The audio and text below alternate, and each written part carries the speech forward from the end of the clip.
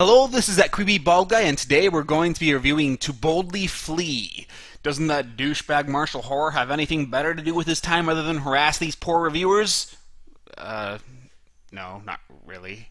To Boldly Flee is the fourth Channel Awesome anniversary event, and it has acquired much hype for a few reasons. It's supposedly the last of these big crossovers, and it's the Nostalgia Critic character's swan song. It is also the last That Got the Glasses project for Spoonie before his departure from the site. The intent was to make this the biggest anniversary yet, and sure, they succeeded. There is more action, more drama, more reviewers, more effects that are upgraded from what we're used to seeing in the video review world. And most important of all, there is more homoeroticism. Seriously, if it's not all the scenes of men sleeping next to each other, it's Mickey's gay porn stash as he wields a vibrator at some dudes. Sounds like my Tuesdays. The downside is, To Boldly Flee blurs the line between convoluted and epic, ambitious and pretentious. I've decided the best way to cover everything is reviewing one episode at a time, making this a bloated and self-important review of a bloated and self-important movie. But that's not to say To Boldly Flee is a failure.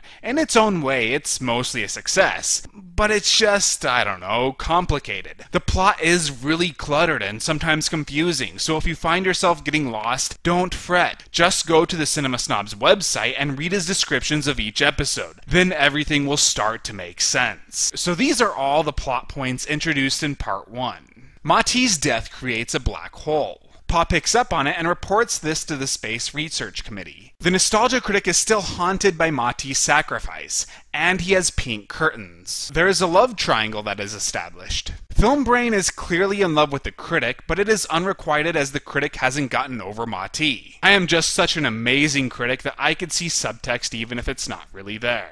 Turl, obviously played by Noah, wants revenge on the critic for blowing up his planet and giving Battlefield Earth a bad review. Now, if you don't know what this is referring to, then maybe To Boldly Flee is not for you, just because it really does presume that you are part of the That Got the Glasses culture, and you know all this stuff.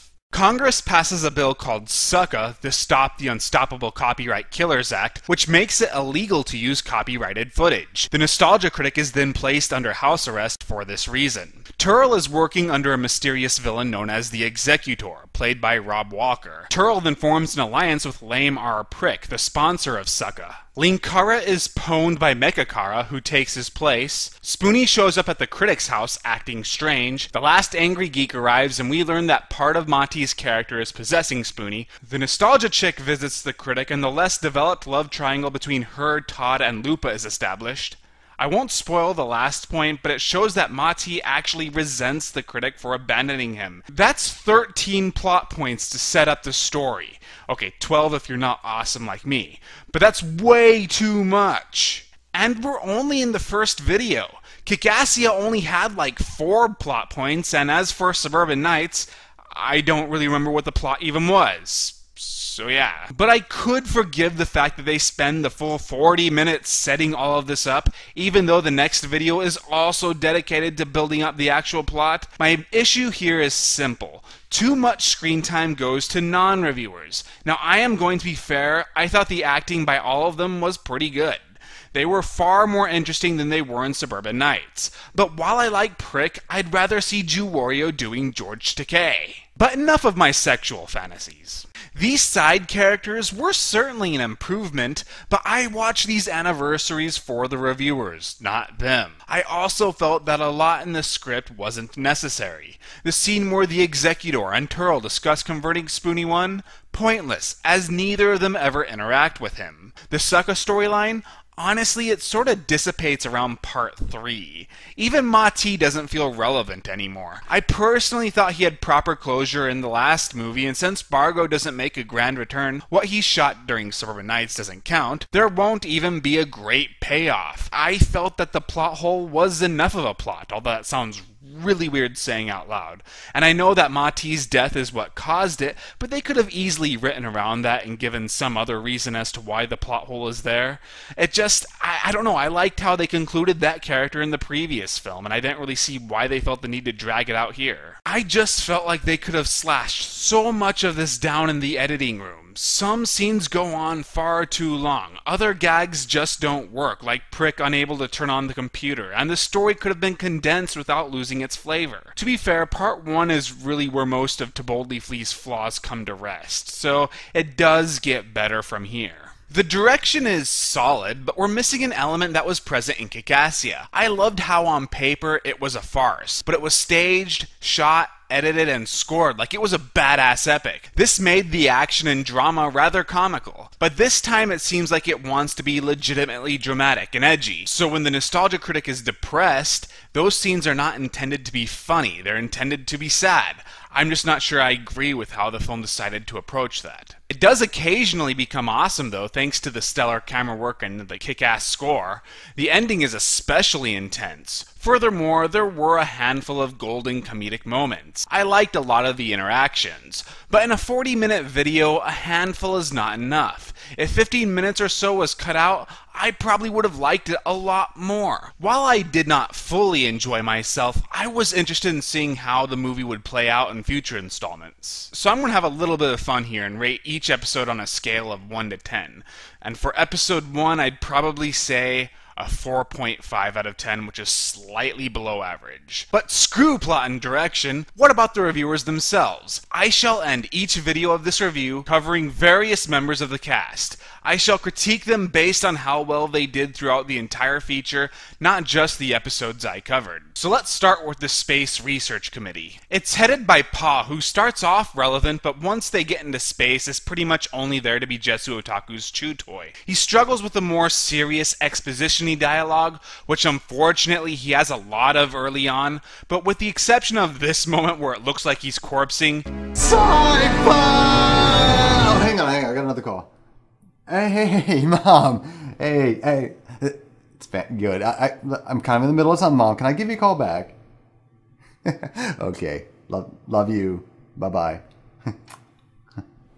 Guy! He does well with his more comedic lines and reactions. That sci-fi guy only has a cameo appearing in the first part, and honestly, he didn't really leave an impression on me either way. I always get him confused with Nash for some reason. Angry Joe is underused, although there are times when he gets to be the focus in an action scene or drive the story a little bit. He's primarily just there. But while many have taken issue with his abilities as a reviewer, his mugging and dialogue delivery just cracks me up. Good thinking, critic! Remind me to kill you later! I don't really have to remind him, do I? He's perfect for these kinds of events. So even though he doesn't have a whole lot of material to work with, he is still able to stand out. I was disappointed that CR didn't have more moments dedicated to him. Like Suburban Nights, the newly introduced reviewers don't seem to get any more screen time than the rest, which was another thing I liked more about Kick-Assia. He does great when it comes to delivering the serious and funny parts, I just wanted more of him. Hey, you're looking chipper. Listen, can you watch Engine Room for me? Much like James Kirk in Space Seed, I've got something big, burly, and revolting I need to exile. If you know what I mean? Okay. So that's the Space Research Committee, and since I already brought him up earlier, I'll talk a little bit about Jew Wario. He spends the bulk of the movie doing George Takei impersonations, which are very well done. Finally, something that's not homoerotic. Like Joe, he only occasionally has something relevant to do and spends most of the time just being there. But also like Joe, I think the guy is naturally amusing. He lightens up the mood when it becomes a bit too somber. I'll tell you what. You get my back, and I'll get yours. Deal. Oh, that is so Takei. So he's the comic relief of a movie that's supposed to be a comedy. Odd. This was my least favorite performance from Film Brain. His primary purpose is to anchor the nostalgia critic's character development. He actually does have a fair amount of impact on the plot, but his personality is too stiff to pull off the drama, and he just didn't get many very funny moments. He's the guy who the more talented people play off of. He made me laugh much more in the previous films. I just can't believe he's gone. You mustn't blame yourself. Sure, if you jumped in 1 second earlier, you could have pushed him out of the way. And I'm not gonna lie, but we would have preferred if you were taken instead of him. But hey, at least you're here safe and sound whilst he's probably being tortured to death. You can take comfort in that, right? God, you're horrible at this! Okay, that part was pretty funny. I guess you can make an argument that he was intended to be the heart of the movie, although true to continuity, Luke is his rival in that regard. Speaking of whom, Luke never really made me laugh, and his acting is fairly rigid. That read was flat and unconvincing. That pretty much sums it up. Okay, I guess he does have some amusing moments, but what I liked about him was, in a way, he was the second main protagonist. The film uses him to explore its themes, and I thought he did better than Film Brain when it came to the more emotional moments. I liked him more in this than I did in Suburban Nights. Plus, homoeroticism. Wow, you are hung! Feels like I've been working on this review for 5 days, but it's only 10 minutes and 37 seconds. Okay, who else am I going to talk about? Oh yeah, The Last Angry Geek. He was awesome. He can make toilet humor sound sophisticated. All in good time, critic. First, there is urgent business I must take care of.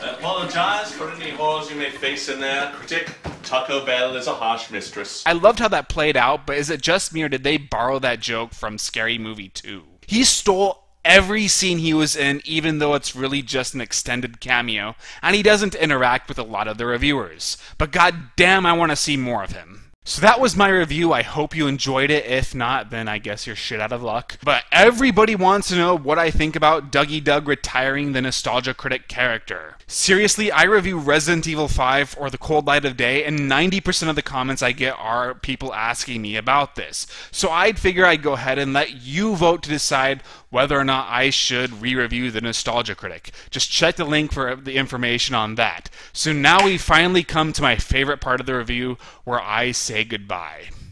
Goodbye.